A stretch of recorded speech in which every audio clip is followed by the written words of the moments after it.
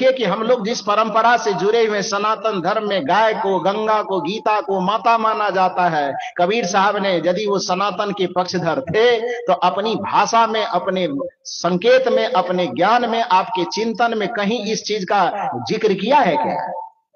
गाय का कहीं जिक्र किया है? गंगा का कहीं जिक्र किया है? गीता का कहीं जिक्र किया है? यदि किया हो तो आप एक भी उदाहरण देकर के बताइए।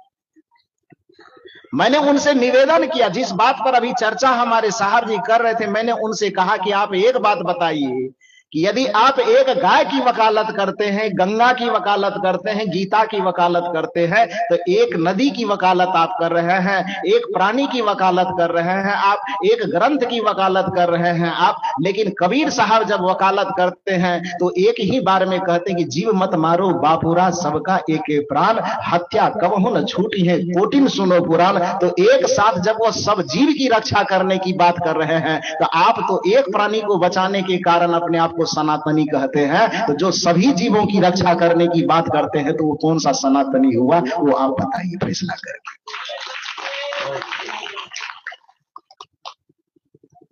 एक का बात करने पर आप सनातनी कहते हैं, ठीक है बनिए सनातनी, लेकिन जो सबकी बात करते हैं वो सनातनी नहीं है, इसका प्रमाण देने वाले आप कौन हो गए?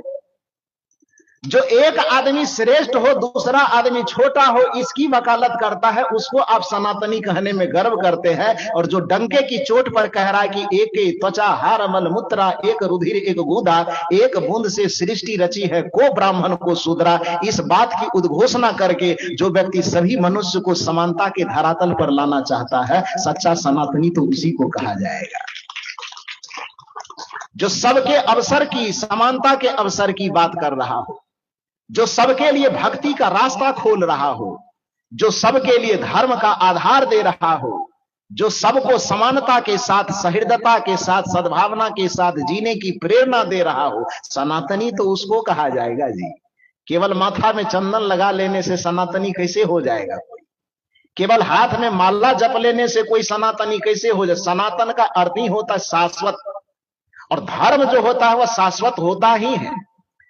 संस्कृत के मर्मज्ञ आपके बीच में बैठे हुए हैं, लेकिन थोड़ा बहुत टुटपुंजिया संस्कृत हम लोग भी जान रहे हैं, तो उसमें आप इस बात को समझने की कोशिश कीजिए कि धर्म शब्द जो बना है उस संस्कृत साहित्य में ध्री धातु से धर्म शब्द बना है, और उस धर्म शब्द ध्री धातु से दो मूल शब्द निष्पन्न हुआ है। एक होता है धर्म, दूसरा होता है धारित्री। जिस पर आप बैठे हुए हैं इसको संस्कृत के मूल शब्द में धारित्री कहा जाता है।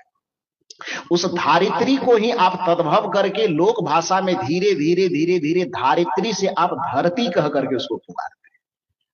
उसको धारित्री क्यों कहा गया? क्योंकि आपके, हमारे समस्त प्राणियों के जीवन को वही धारण करती है, तो स्थूल रूप से आपके जीवन को धारण करने के कारण इस धरती को धारित्री कहा गया। और वैचारिक और संस्कारगत स्तर से आपकी चेतना को जो धारण करे उसको धर्म कहा जाता है। तो चेतना को विकसित करने के लिए, चेतना को संबलता प्रदान करने के लिए मंदिर आवश्यक हो कि नहीं हो, चेतना को संबल प्रदान करने के लिए, चेतना को ताकत और ऊर्जा प्रदान करने के लिए घंटी की आवश्यकता हो कि न हो, दिया और अगरबत्ती की आवश्यकता हो कि न हो, लेकिन चेतना को संबल प्रदान करने के लिए, चेतनता को ऊर्जा प्रदान करने के लिए दया, क्षमा, प्रेम, शील और संतोष की आवश्यकता ज्यादा है। मंदिर की आवश्यकता कम है, सद्गुणों की आवश्यकता ज्यादा है। इसलिए सच्चा धर्म हम मंदिर और मस्जिद को नहीं कहेंगे, सच्चा धर्म हम दया, क्षमा, शील और संतोष को कहेंगे। और इसी की वकालत सदगुरु कबीर साहब करते हैं। इसलिए सदगुरु कबीर साहब से जब धर्म की परिभाषा पूछी जाती है तो कबीर साहब को कहना पड़ता है कि जहां दया तहां धर्म है, जहां लोभ तहां पाप, जहां लोभ तहां पाप, जहां क्रोध तहां काल है, जहां क्षमा तहां आप। सदगुरु कबीर साहब कहते हैं कि संसार में नजर दौड़ा करके देखना, जिसमें जिसमें तुम्हें दया की झलक मिले समझ लेना चाहे कि सब वो सनातनी है। चाहे कपड़ा कोई पहने, चाहे वह तिलक किसी प्रकार का लगावे, चाहे नाम कोई जपे, कि चाहे वेशभूषा उसकी कुछ भी हो, जिसके हृदय में तुम्हें दया की झलक मिल जाए, समझना कि यह धार्मिक व्यक्ति है।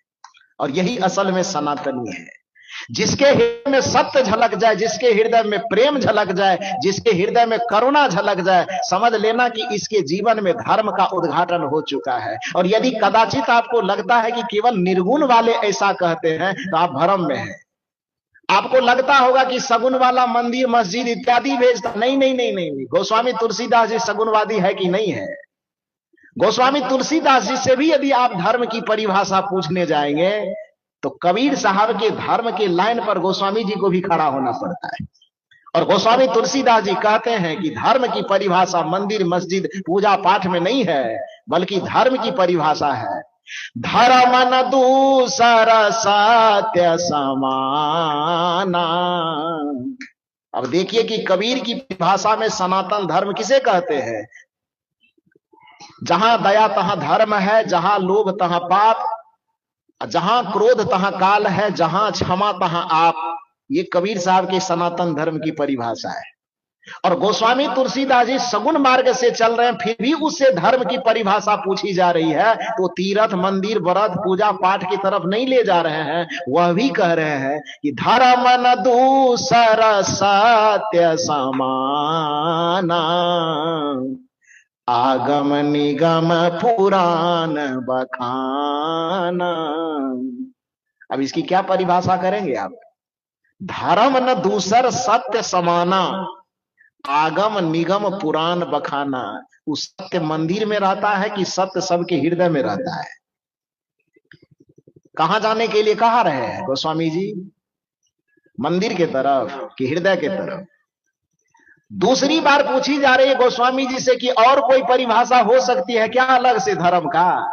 गोस्वामी जी कह रहे हैं हो सकता है। कहा बता दीजिए। गोस्वामी जी कहते हैं परम धर्म श्रुति विदित अहिंसा, पर निंदा सम अघन गरिंसा। परम धर्म श्रुति विदित अहिंसा, जिसकी चर्चा अभी हो रही थी हम लोग के बीच। अब अहिंसा वाले धर्म को आप किस जगह से बांधेंगे? पूजा पाठ से बांधेंगे? कर्मकांड से बांधेंगे? कर्मकांड में तो कहिए रहे हैं कि एक साथ में 5,000 का एकदम परिकट्ठा पे देके गर्दन काट दिया जाता है, काटा जाता है ना। अब यहां परिभाषा सगुन मार्ग से आ रहा है कि धर्म की परिभाषा परम धर्म श्रुति विदित अहिंसा। तो अहिंसा धारण किया जाएगा मंदिर में कि अहिंसा धारण किया जाएगा जीवन में, चरित्र में? कहां धारण किया जाएगा? चरित्र में। गोस्वामी जी से पूछा गया कि 2 बार हो सकता है मिसफील्डिंग कर दिए हो, एक बार और बताइए, धर्म की और कोई तीसरी परिभाषा हो सकती है क्या? गोस्वामी तुलसीदास जी थोड़ा एकदम तरोताजा होकर के बताते हैं परहित सरिस धर्म नहीं भाई, पर पीरा सम नहीं अधमाई। परहित सरिस धर्म नहीं भाई, दूसरे का हित करने के समान, दूसरे का भला करने के समान, प्राणियों का कल्याण चाहने के समान, दूसरे के चेहरे पर मुस्कुराहट लाने के समान, दूसरे के आंख में बहने वाले दर्द की आंसू को पोंछने के समान, दूसरे के जीवन में शुभकामना डालने के समान, दूसरे के जीवन में सफलता का बीज बोने के समान इस धरती पर कोई दूसरा धर्म नहीं है। और दूसरे के जीवन का रोड़ा बनने के समान दूसरा कोई अधर्म नहीं है। ये धर्म की परिभाषा मंदिर में नहीं होती, ये धर्म की परिभाषा जीवन में होती है। और जीवन का जो जीवंत धर्म है, इसी धर्म की वकालत सदगुरु कबीर साहब करते हैं। और सच पूछा जाए तो यही सच्चा सनातन धर्म है। मूल रूप से कहें तो दया सनातन धर्म है, क्षमा सनातन धर्म है, प्रेम सनातन धर्म है, करुणा सनातन धर्म है, सहनशीलता सनातन धर्म है, एक दूसरे के प्रति सद्भावना और सहृदयता यही सनातन धर्म है। और इसी को अपनाने के लिए जब कबीर साहब कहते हैं तो भला वो सनातन के विरोधी कैसे हो सकते हैं? सनातन का सीधा सा अभिप्राय है जो सबके लिए सोचता हो। सनातन का सीधा सा अभिप्राय है जिसमें सबके कल्याण की, यही तो हमारी संस्कृति ने संदेश दिया। वरना कहने की आवश्यकता